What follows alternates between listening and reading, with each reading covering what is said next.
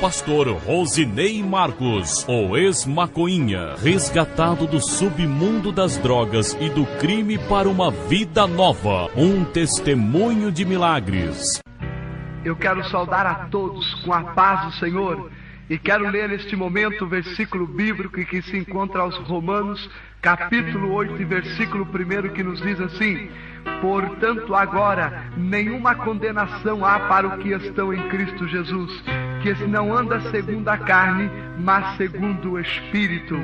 Para mim é um motivo de muita alegria estar relatando o meu testemunho, para que vocês saibam como que é a vida de um jovem sem Deus e o que é a vida de um jovem com Deus. O meu testemunho é um testemunho assim que ele bate muito com as vidas, porque eu fui uma pessoa que fui criado no meio do crime, eu fui criado no meio da prostituição e tive um encontro com Deus maravilhoso. Eu quero relatar agora o meu testemunho para que vocês ouçam e vejam que lá no céu existe um Deus todo-poderoso e que vela por cada um de nós que estamos aqui na terra. Eu quero nesse momento começar agora a relatar o meu testemunho. Pela idade de 8 anos de idade, na cidade do Paraná, Londrina, eu saí com meu pai e mais 3 irmãos, saindo de lá e vindo para São Paulo. Meu pai vendeu um pedacinho de terra que ele tinha lá e viemos para São Paulo. Chegamos aqui e começamos a perder tudo o que nós tínhamos. Meu pai arranjou um barraquinho na favela e nós fomos morar na favela. E ali meu pai começou a perder tudo. Meu pai já não tinha nem mais alimentação para comer dentro de casa. E de repente meu pai chegou na firma conversando com seus amigos. Ali na firma Rodrigues Lima, é uma firma de construtora. E ali ele conversando com os amigos dele disse para ele: olha, por que você não faz o seguinte, coloque seus filhos na FEBEM, que lá na FEBEM eles vão aprender a ler, eles vão aprender a escrever, eles vão poder ter educação ali, tudinho ali. Por que você não coloca ele lá? E meu pai chegou em casa e dialogou com a minha mãe, conversando com a minha mãe, e minha mãe disse: olha, o único que não aguenta passar fome é o Rosinei Marcos, ele é o mais pequeno de todos, vamos colocar ele na FEBEM. E meu pai ali com 9 anos de idade me colocou na FEBEM. Aos 10 anos de idade, eu já era viciado em maconha. Eu já traficava cocaína ali dentro da própria FEBEM. E ali dentro o diabo começou a se crescer dentro de mim. Ali dentro o diabo começou a trabalhar na minha vida. E ali dentro eu começava a fugir da FEBEM e sair para a rua. Eu ia para a Praça João Mendes, Praça da República. E eu ia ali roubar tênis, eu ia roubar jaco, eu ia arrancar um cordão de ouro. E volta e meia eu estava de volta dentro da FEBEM. E um dia fui convidado pelos meus amigos, ali no Paissandu, a fazer um assalto no carro ali num supermercado. E ali os amigos conversando comigo, disseram assim: vamos? Eu falei: vamos. E quando chegou ali no mercado e que nós fomos entrar, ele sacou da arma e deu a arma para mim e disse assim: olha, tá essa arma. Eu disse: mas eu não sei atirar. Ele disse: é só apertar o gatilho e sai fogo. E ali eu peguei aquela arma e entramos dentro daquele supermercado e demos voz de assalto àquelas pessoas. E ali eu estava segurando as moças do caixa, um estava segurando o gerente, outro segurança e o outro passando no meio dos caixas pegando dinheiro. E todo mundo assustado dentro daquele supermercado. E uma das moças olhando para mim, tremendo muito, se assustada. E ali ela se mexeu e eu, muito apavorado por não saber mexer numa arma, acabei disparando um tiro sobre o peito daquela moça. E aquela moça veio a cair no chão toda ensanguentada e gritando: ai, ai, eu estou baleada. E os meus amigos disseram: caiu a casa, sujou. E eles saíram correndo e eu fiquei ali. E ali a população querendo me linchar, querendo chegar perto de mim. Vou linchar ele, mas ninguém chegava perto de mim, devido ao 38 que eu estava na mão, devido à arma que eu portava na mão. E ali a Tática Móvel chegou com 4 militares e ali me deu voz de prisão. Eu soltei a arma no chão e eles me levaram preso. E chegaram ali, eles começaram a discutir comigo, pedindo nome. Eu quero nome, eu quero vulgo, vai, entrega a bronca, você já caiu mesmo. E ali foram me batendo. E eu ali dentro da FEBEM, ali dentro da delegacia, comecei a chorar, senti tanta angústia ali dentro. E eu cheguei na FEBEM e já fui levado para outro pavilhão. Já não era mais um pavilhão que era do menor, que não tinha pai e mãe. Era de um pavilhão mais acima, de uma alta periculosidade. Eu havia sido preso por tentativa de homicídio e com a arma na mão. E ali me levaram para a FEBEM. E ali dentro eu fiz uma coisa que até hoje me arrependo. Eu comecei a falar comigo mesmo: ah, meu pai não me quis, minha mãe não me quis, ninguém mais me quer, e eu aqui estou dentro da cadeia. E ali eu fiz um pacto com o diabo. Ali eu ofereci minha vida ao diabo e disse: olha, de hoje em diante eu vou te servir. Depois que eu falei esta palavra, depois de 15 minutos ali dentro da FEBEM, chegou um grupo de amigos ali, que eu conhecia na rua, e disse para mim assim: Rosinei Marcos, de hoje em diante você não se chama mais Rosinei Marcos, de hoje em diante o teu vulgo vai ser Maconhinha. E me colocaram o vulgo de Maconhinha. E ali dentro da FEBEM, eu aprendi a ser um marginal. Ali dentro da FEBEM, eu me formei a um marginal. Ali dentro da FEBEM eu aprendi a falsificar identidade. Ali na FEBEM eu aprendi a falsificar a assinatura de cheque, a fazer carteira de trabalho fria. E tudo quanto a isso, eu estudei durante 6 meses a malandragem para me sair de lá de dentro um bandido formado. Quando saí dali de dentro numa fuga, eu saí e fui para a Vila Nova Cachoeirinha. E na Vila Nova Cachoeirinha eu montei um grupo só de moças para fazer assaltos. E ali eu pegava aquelas moças, eu dava um banho de loja nela, eu mandava ela cortar cabelo, eu comprava roupas boas. Eu tinha uma gráfica que só falsificava carteira de trabalho. Nós colocávamos uma carteira de trabalho e nós multiplicávamos várias carteiras de trabalho na gráfica. E arranjava para ela emprego no Morumbi, Bonfioli, Santander, só na casa de gente rica. E ali ela entrava para trabalhar, e ali ela ganhava a confiança da patroa e fazia amizade com a patroa, e de repente a patroa começava a confiar nela. A patroa ia viajar e deixava a casa na responsabilidade dela. E quando deixava a casa na responsabilidade dela, ela me telefonava e dizia: Maconhinha, olha, já está tudo certo, a patroa viajou, você pode vir. E nós entrávamos e levávamos tudo. Nós pegávamos joias dentro de geladeira, nós encontrávamos dólar debaixo de congeladores. É uma coisa terrível. Ela tinha que trabalhar ali dentro só para descobrir os pontos-chave da casa. E nós entrávamos e levávamos tudo. Nas cortinas, nas barras das cortinas, nós encontrávamos pedaços de ouros, nós encontrávamos barras de ouro, nós limpávamos tudo. Quando nós aplicávamos o golpe no Morumbi, a gente saía do Morumbi e ia para o Bonfioli. Quando a gente saía do Bonfioli, nós íamos para Santander, para que nunca a polícia descobrisse o que nós estávamos fazendo. Comecei a trabalhar com moços e arranjar emprego para eles em construções civis. E quando o engenheiro vinha fazer o pagamento, eles descobriam o horário e a hora, e entrávamos ali dentro e pegávamos todo o dinheiro do engenheiro. Começamos a trabalhar também com moças, colocávamos moça para trabalhar em joalheria, e porque na joalheria ali a gente sabia o horário que o Orível chegava, que hora que ele chegava para entregar o ouro, e ali quando ele trabalhava, ele anotava tudinho. Quando o Orível chegava, nós íamos lá e assaltávamos e levávamos tudo. Eu não cheguei a assaltar banco, porque para assaltar banco teria que ter mais de 10 pessoas para dar dica para nós dentro do banco. Então eu não me arriscava a fazer assalto de banco. E nesse momento o diabo me colocou numa posição muito alta. O diabo começou a me dar dinheiro, começou a me dar carro, começou a me dar tudo. E ali eu comecei a sentir falta do meu pai e da minha mãe. E ali eu fui preso. Eu fui fazer um assalto, bater carteira dentro de ônibus. Eu digo para os irmãos que eu tinha uma mão diabólica. Graças a Deus não tenho mais.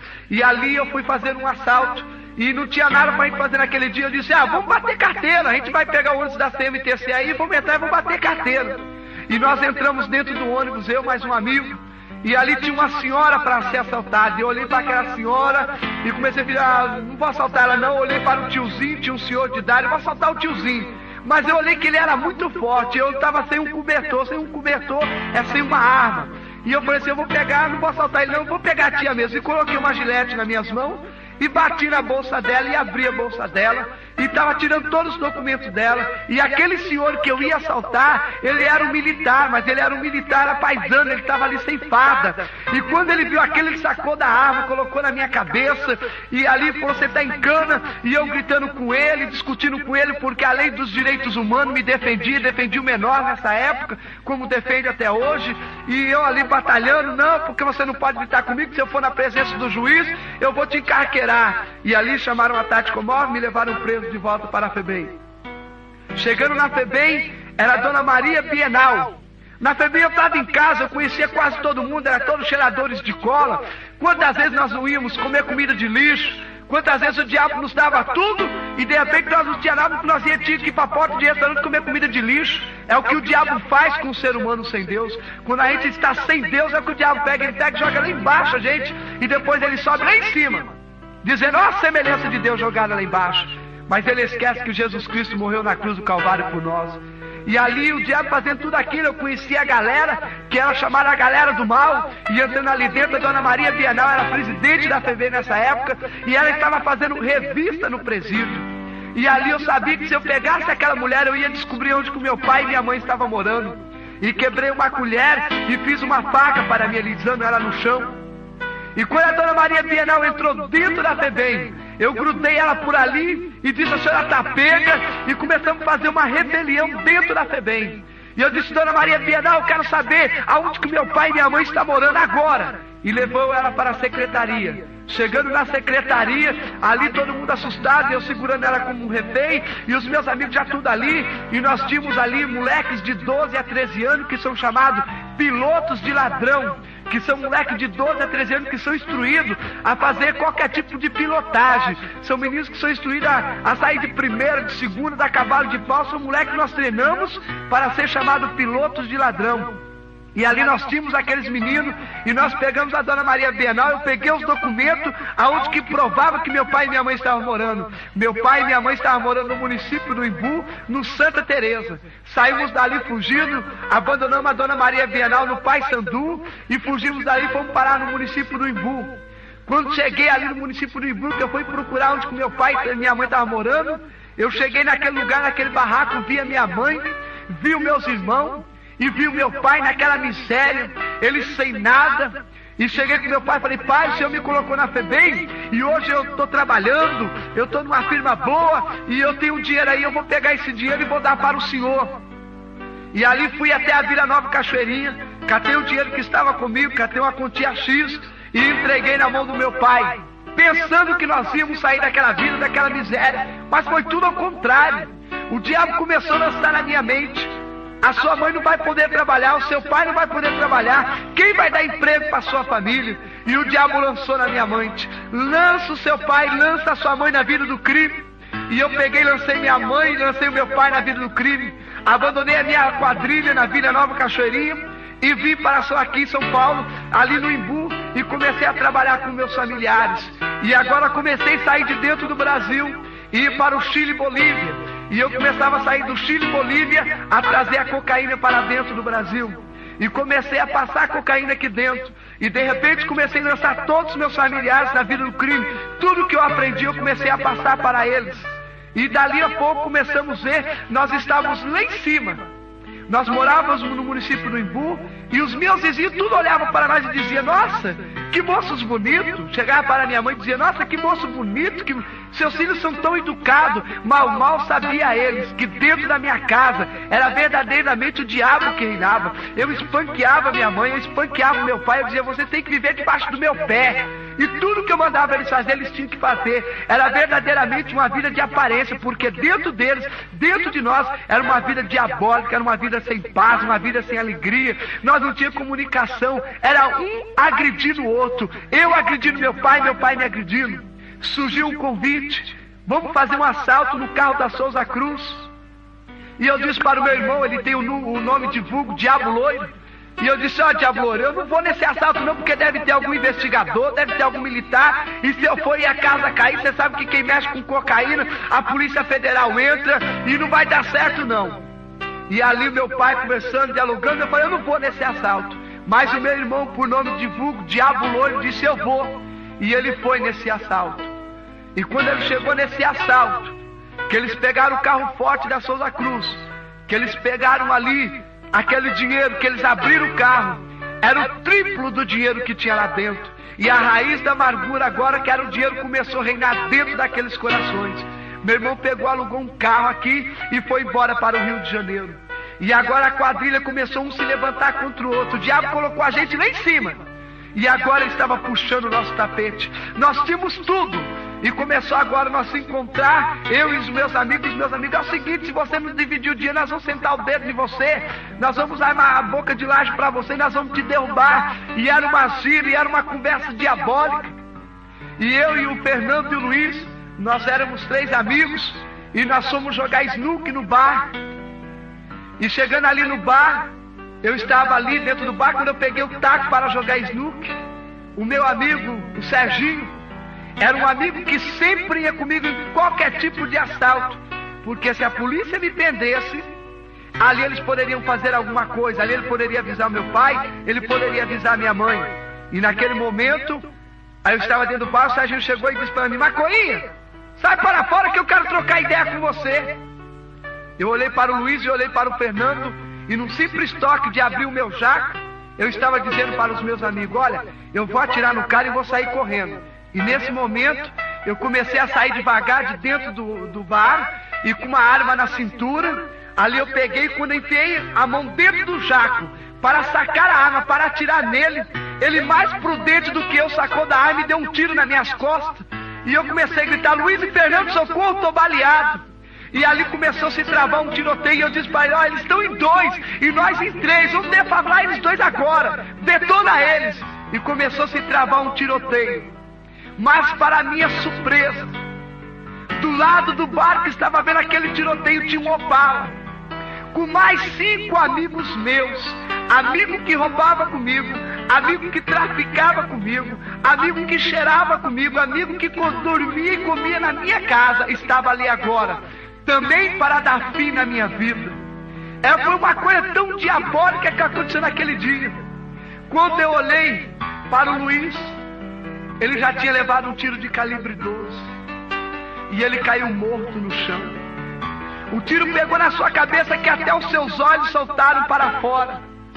O Fernando já tinha levado mais de 6 tiros, já estava com o corpo perfurado de bala e caído no chão em angústia. E ele gemia, e o único jeito era eu pular o muro e fugir dali. E quando eu pulei o muro, que eu entrei dentro de uma casa, que eu bati no trinco da porta para fugir, ali aquela porta estava trancada, eu já não tinha mais força, estava todo fraco. Aqueles meus amigos começaram a me cercar. E ali o Serginho chegando perto de mim, ele foi chegando cada vez mais perto de mim e disse para mim: Macoinha, até aqui você reinou, de agora em diante você não reina mais. Segundo os médicos, foram disparados 25 tiros sobre o meu corpo. E os tiros que foram pegando, um tiro pegou na minha garganta e a bala está alojada na minha cabeça. Ali naquele momento algo sobrenatural começou a acontecer com a minha vida. Quando o meu corpo caiu no chão, o meu espírito saiu de dentro de mim e começou a descer a um lugar de escuridão. Naquele momento que o meu espírito saiu de dentro do meu corpo e que começou a descer a um lugar de escuridão, eu comecei a lembrar em tudo que tinha acontecido comigo e o que estava acontecendo. Mas naquele momento, ninguém poderia mais fazer nada por mim. E eu comecei a lembrar de Oxóssi, de Ogã, o que eu tinha sido dentro do terreiro de Umbanda. Aí comecei a lembrar dos guias, dos caboclos, mas ninguém poderia mais fazer nada por mim. E eu comecei a descer naquele lugar de escuridão, tremendo aquela agonia. E eu cheguei perto do Luiz e do Fernando. E ali, ali naquela agonia, e naquele momento o meu pai correu para o hospital. Chegou no hospital, o médico disse: olha, o seu filho entrou em óbito e ele já está morto, e o corpo dele já foi levado para o Instituto Médico Legal, no Hospital das Clínicas. Meu pai saiu e correu para o Hospital das Clínicas, chegou no Instituto Médico Legal, conversando com o médico legista e dialogando com o médico legista.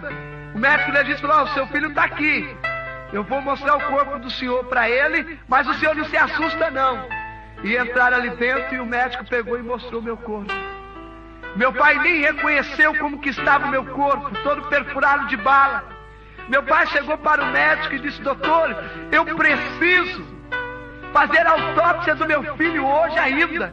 E o médico legista disse para ele: nós não podemos fazer autópsia, porque se a gente for fazer autópsia nele agora, só depois de 24 horas. O seu filho entrou aqui assassinado, então ainda nem tiraram foto do corpo dele ainda, e nós precisamos fazer um monte de trajeto aqui de documentos, e nós não podemos mexer nele. Mas o dinheiro compra tudo, o dinheiro compra fama, o dinheiro compra carro, o dinheiro compra boa estabilidade. E meu pai sacou do dinheiro ali e deu para o médico ali legista e disse: olha, doutor, eu preciso fazer essa autópsia hoje, mexe nos documentos aí, conforme ele já tinha entrado 24 horas aqui. E o médico aceitou: bom, eu vou fazer isso mesmo. E fez tudo aquilo. Pegaram o meu corpo, colocaram na mesa do Instituto Médico Legal ali. O médico começou a pegar o bisturi e começou a abrir a minha barriga. E nesse momento que ele começou a abrir a minha barriga, eu lá embaixo naquele lugar de escuridão, meu espírito gemendo, eu escutei uma voz que dizia assim: eu tenho uma obra na vida deste varão.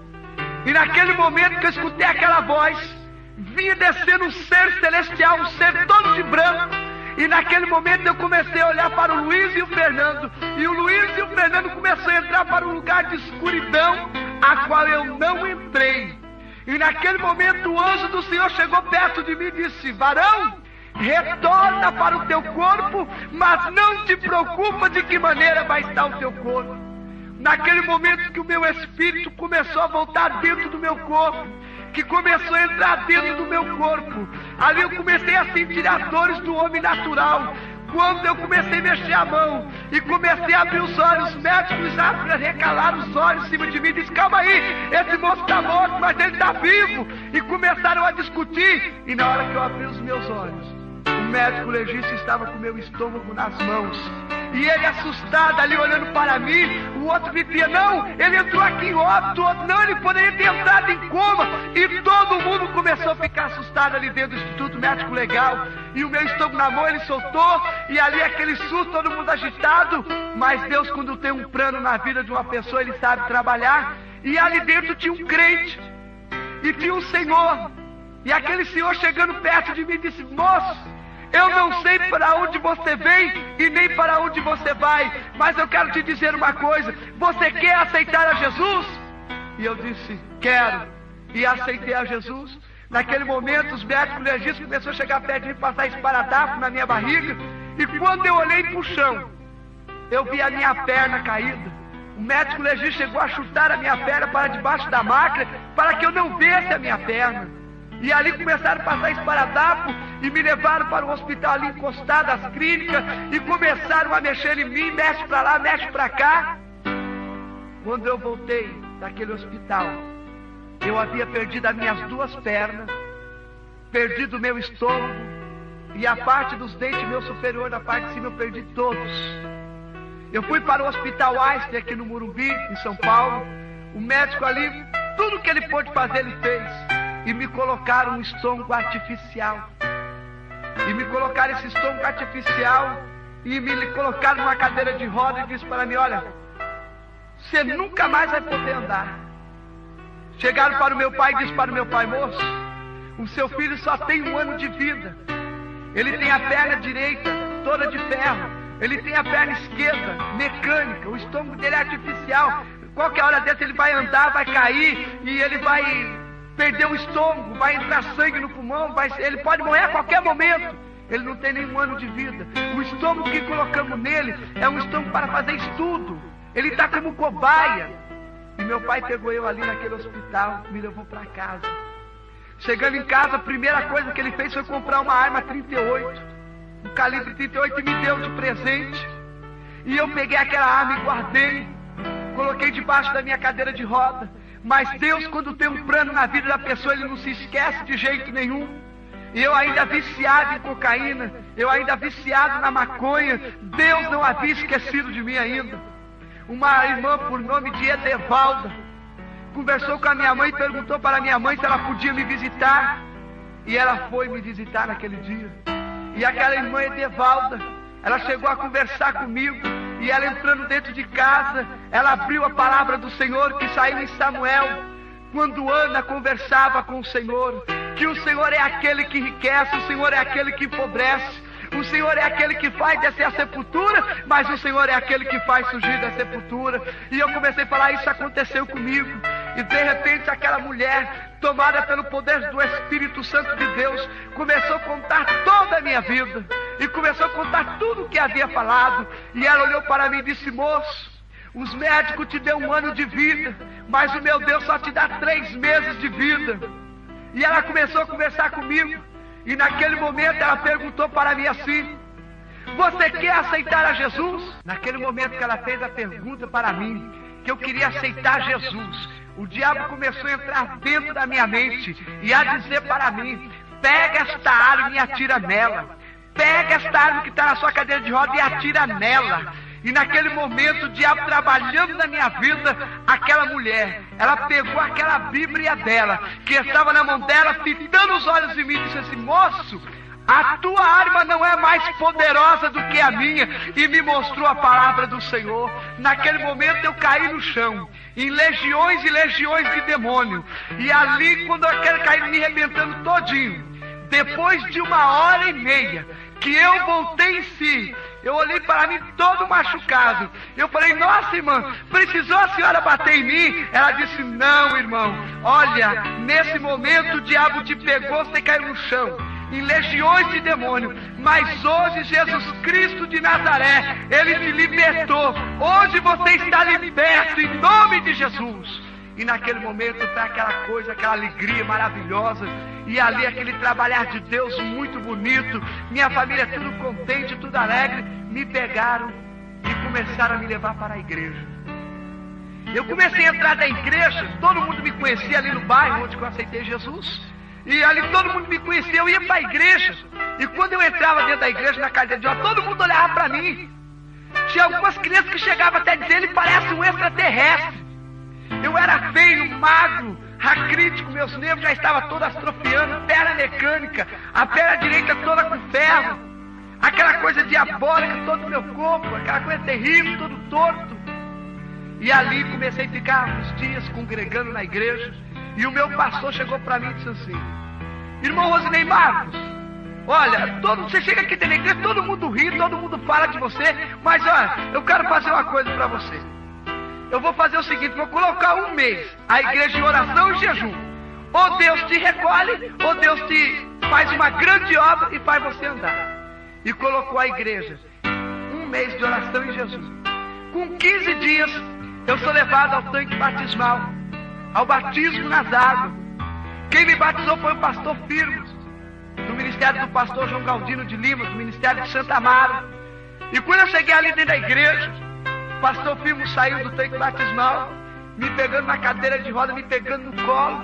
E eu ali, quando ele me pegou no colo, eu falei: quando ele desceu as águas, porque eu saí das águas, eu vou sair andando, dando glória a Deus. E o pastor ali desceu, pegou eu no colo, me levou no tanque batismal. E quando ele me desceu, e quando ele me subiu ali, que ele me batizou, que ele me trouxe, não aconteceu nada. E eu fiquei triste. Eu falei: mas Senhor, eu sabia que quando eu saísse do tanque batismal, eu ia sair andando. E o Senhor naquele momento falou comigo: o teu tempo não é o meu tempo, a tua hora não é a minha hora, o teu segundo não é o meu segundo. Aquietai-vos e sabei-vos que eu sou Deus. Aquietei naquele momento com aquela palavra que veio de consolo a mim. Cheguei dentro de casa, na cadeira de roda, triste, aflito. A irmã do círculo de oração chegou na minha casa: irmão Rosinei Marcos, dá para você ir no círculo de oração? Eu digo: vou. Se alguém vir me buscar, eu vou no círculo de oração. E a irmã chegou ali, junto com outro irmão, me pegaram e me levaram para a igreja, no círculo de oração.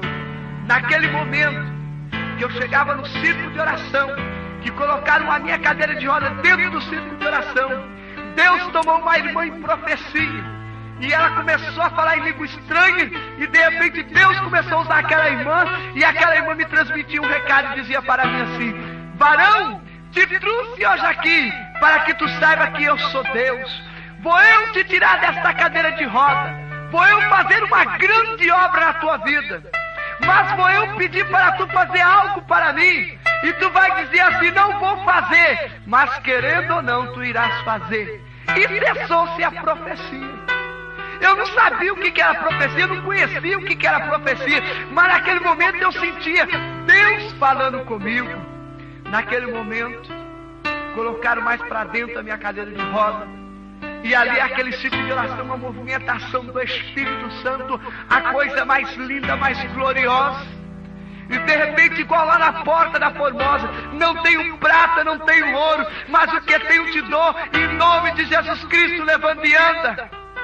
Levantou 2 irmãs cheias do Espírito Santo, e aquelas irmãs cheias do Espírito Santo, uma ficou do lado e uma ficou do outro, e uma profetizava: meu servo, levanta e anda. Eu dizia: eu não, se eu levantar daqui, meu estômago vai estourar, minha perna mecânica vai cair. Não, E ali a irmã profetizando, dizendo: meu servo, levanta e anda. Eu dizia: não vou levantar e vou andar não. Se eu levantar e andar, eu caio. Não, eu vou cair. Eu não tenho as minhas pernas, meu estômago vai estourar. E naquele momento, aquela irmã saindo de lá, daquele banco dela, ela chegou perto de mim, olhando para mim, olho no meu olho.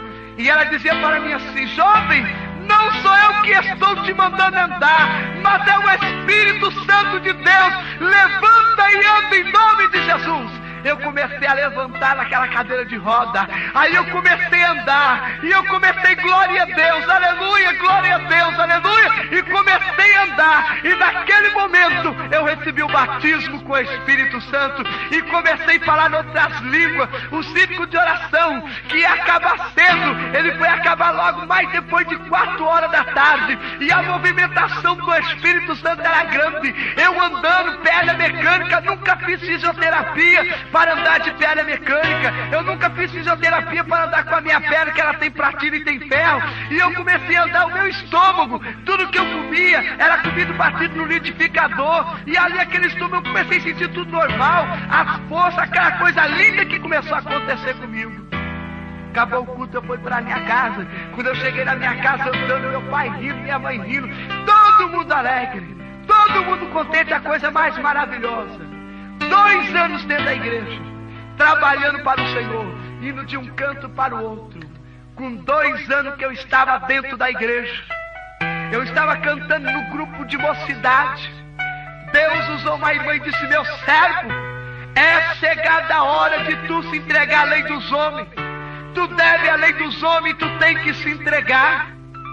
E eu comecei a dizer: eu não, eu fui criado dentro da FEBEM, eu fui criado ali, como que eu vou poder me entregar? Eu não vou me entregar de jeito nenhum.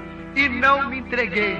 O Senhor usou o segundo vaso: meu servo, é necessário que tu se entregue à lei dos homens. Eu disse: não me entrego de jeito nenhum. Começou a falar a 3ª vez e disse para mim: meu servo, é necessário que tu se entregue à lei dos homens. Eu disse: não. Corri até o meu pastor e conversei com o meu pastor: pastor, não dá mais. Eu chego na igreja, todo mundo fica profetizando que eu tenho que me entregar à justiça dos homens. Eu não vou me entregar à justiça dos homens de jeito nenhum. E se Deus usar mais um vaso, eu vou acabar batendo no vaso. Irmão, eu não vou suportar mais. Se Deus usar mais um vaso, eu vou sentar a mão no vaso. Meu pastor disse para mim: não, se você fizer isso, eu vou te disciplinar, eu vou te excluir da igreja. Você não pode bater no vaso. Deixa Deus falar. E eu falei: não deixo, não aceito mais. E fui pregar num culto de crianças. Era um culto de criança e eu fui convidado a pregar nesse culto. E quando foi me passada a oportunidade, que eu cheguei no púlpito, que eu saudei a igreja com a paz do Senhor, ali quando eu comecei a querer ministrar a palavra do Senhor, Deus usou uma criança de 6 para 7 anos de idade. E aquela criança começou a falar em língua estranha. E ela veio em direção ao altar, ao púlpito. E Deus começou a usar aquela irmã, aquela criancinha pequena.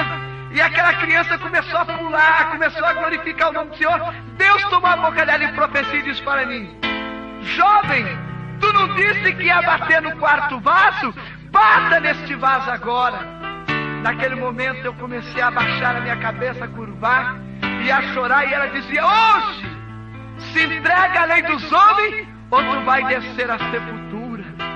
Naquele momento, o meu pastor bateu nas minhas costas e disse: Rosinei Marcos, vamos para a delegacia.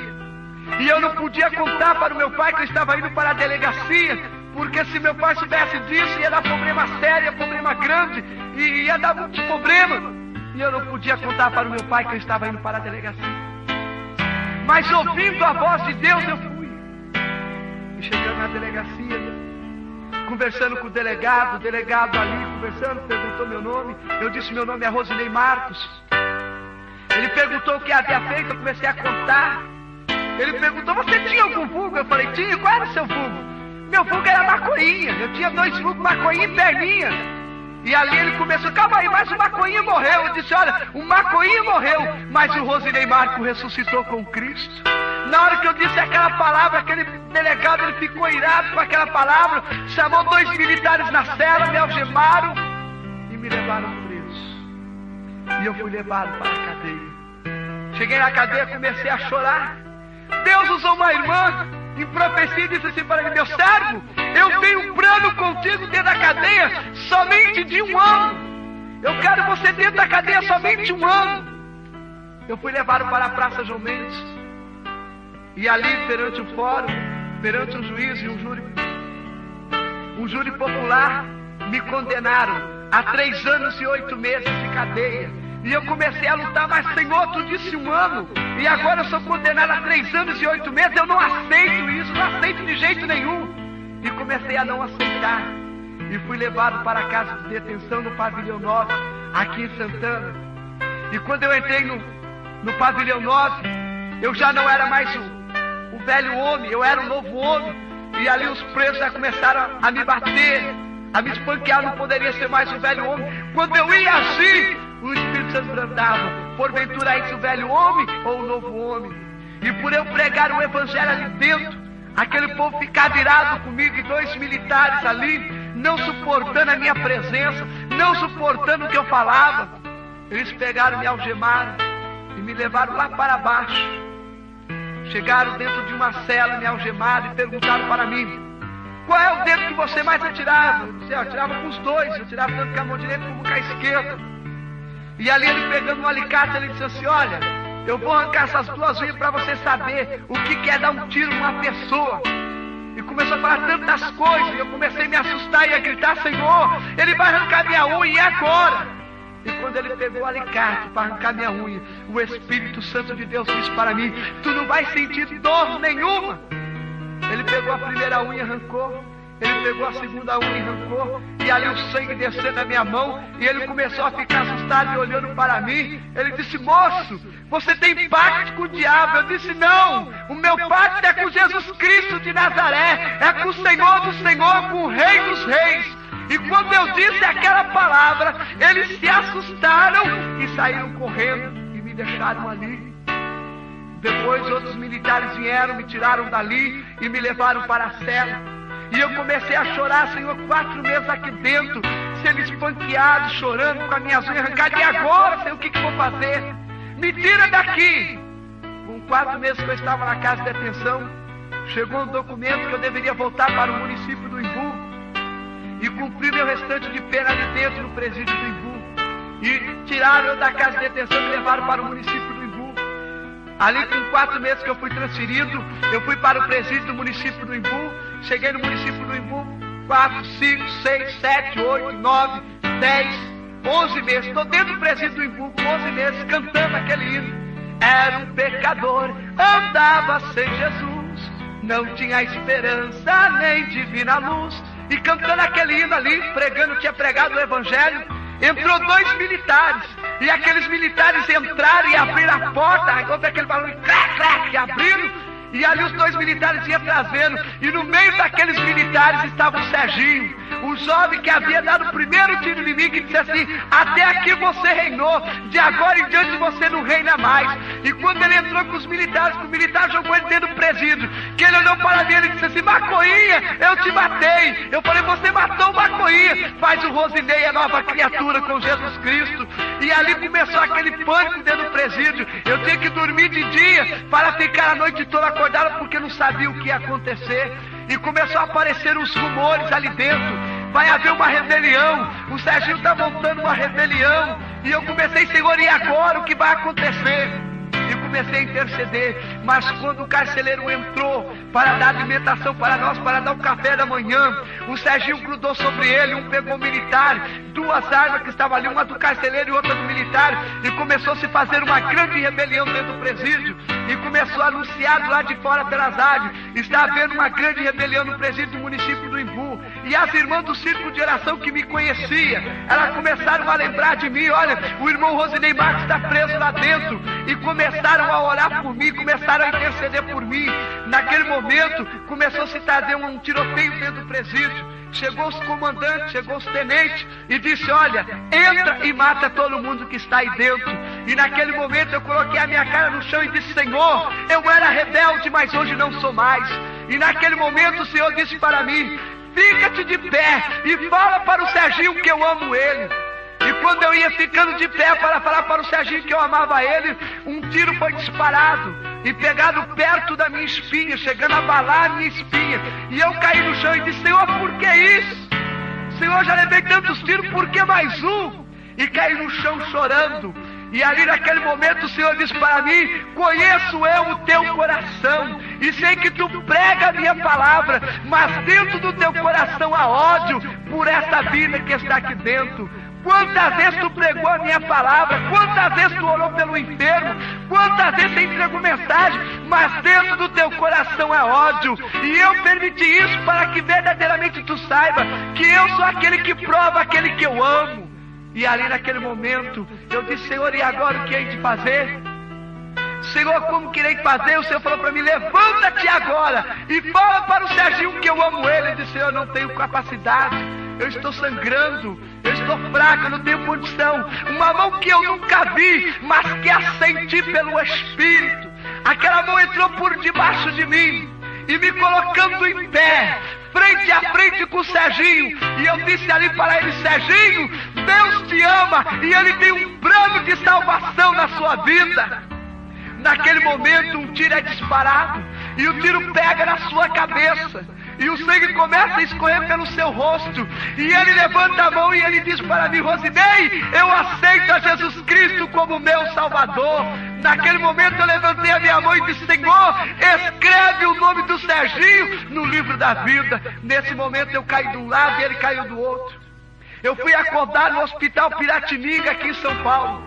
Quando eu acordei no Hospital Piratininga, ali estava o meu pastor perto de mim e ele disse: Rosinei, muitos ali foram baleados, inclusive você, mas o único que morreu foi o Serginho. Eu disse: pastor, dê glória a Deus, porque o Serginho partiu deste mundo salvo. E ali, de repente, passando alguns minutos, eu conversando com o meu pastor, chegava o delegado ali dentro. E eu sabia que eu tinha que retornar para a cadeia naquele momento. E começou a me dar angústia e tristeza. E o delegado chegou ali com os documentos e disse: você é o Rosinei Marcos? Eu digo: sim. Ele disse: moço, olha, aqui estão documentos nas tuas mãos. E eu disse: que documento é esse? Ele disse: é o teu alvará de soltura. Daqui você não volta mais para a cadeia, daqui você volta para a sua casa. Eu corri no calendário. Quando eu peguei o calendário, se cumpria 1 ano que o Senhor falou comigo, porque diz a palavra do Senhor: Ele não é homem para que minta, nem filho do homem para que se arrependa. Porventura, diria ele, não faria, ou falaria e não confirmaria. E naquele momento, aquela profecia de 1 ano se cumpria na minha vida dentro da cadeia. E ali, quando eu ia saindo, ele chegou para mim e disse assim: olha, você vai sair, mas você toma cuidado. Toda a família do Serginho está pensando que foi você que matou ele dentro da cadeia. E quando você sair daqui, o pessoal vai te pegar. Vai por interior, some daqui de São Paulo por uns tempos. Eu disse: não, doutor, o mesmo Deus que me livrou dentro da cadeia, Ele vai me livrar lá fora também. E comecei a congregar. E eu estava congregando na igreja. Com 15 dias que eu já estava dentro da igreja, chegou uma irmã e disse para mim assim: você é o Rosinei Marcos? Você é o Marcoinha que estava preso na cadeia do município do Imbu? Eu disse que sou. Ela disse: olha, eu vou te falar algo, mas você não se assusta. Eu disse: pode ser. Ela disse: olha, eu sou a mãe do Serginho, aquele rapaz que morreu dentro da cadeia. Eu levei um choque e disse: Senhor, me dê sabedoria para falar com essa mulher. E ali, ela contando aquele caso para mim, ela perguntou: Marcos, olha, eu estava na minha casa e eu, quando subi da rebelião, juntei um grupo de irmãs e fui orar. E quando nós estávamos orando, Deus usou uma irmã. E Deus usando aquela irmã disse para mim assim: minha serva, eu vou salvar o teu filho. Mas eu não acreditei na profecia, porque seria difícil alguém lá dentro da cadeia pregar o evangelho para o meu filho. E eu queria perguntar para você, irmão Rosinei, aconteceu alguma coisa com meu filho antes dele morrer? Eu disse: irmã, glorifica o nome do Senhor e crê, porque na partida dele foi eu que pedi para o Senhor escrever o nome dele no livro da vida. E ela me abraçando e conversando comigo, nós já não falávamos mais o português, nós começamos a ser renovados e a falarmos em língua estranha. Hoje, graças a Deus, sou um jovem liberto das grades. Cumpri o meu ano de pena, 3 anos e 8 meses. Eu paguei 1 ano à justiça e 2 anos e 8 meses eu tirei por liberdade.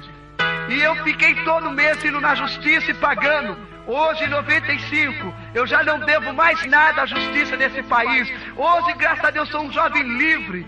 E eu quero dizer para você que através desse testemunho, há um Deus no céu todo-poderoso, que Ele pega as coisas desprezíveis desse mundo e faz dele um representante do céu. Eu não sei de que maneira você se encontra, eu não sei o seu problema, mas eu quero te dizer uma coisa: ainda há vida, enquanto há vida há a solução, e a solução está em Jesus Cristo de Nazaré. Eu quero deixar um hino para a sua meditação, que vai ser tocado dentro de poucos instantes, que você vai ouvir. Mas eu quero te dizer uma coisa: hoje eu tenho as minhas duas pernas mecânicas, e hoje eu ando para a honra e a glória do nome do Senhor. Eu tenho meu estômago artificial, eu tenho a maioria dos meus dentes, são dentes implantados. Eu era a pessoa mais desprezível, e hoje eu sou representante do céu. Hoje eu sou um ministro da palavra do Senhor. Então eu te digo aonde você está: ainda há solução para o teu problema na face desta terra. E que o Senhor Jesus Cristo te abençoe, e que um dia a salvação possa chegar até a sua casa. Eu deixo esse hino para a sua meditação nesse momento.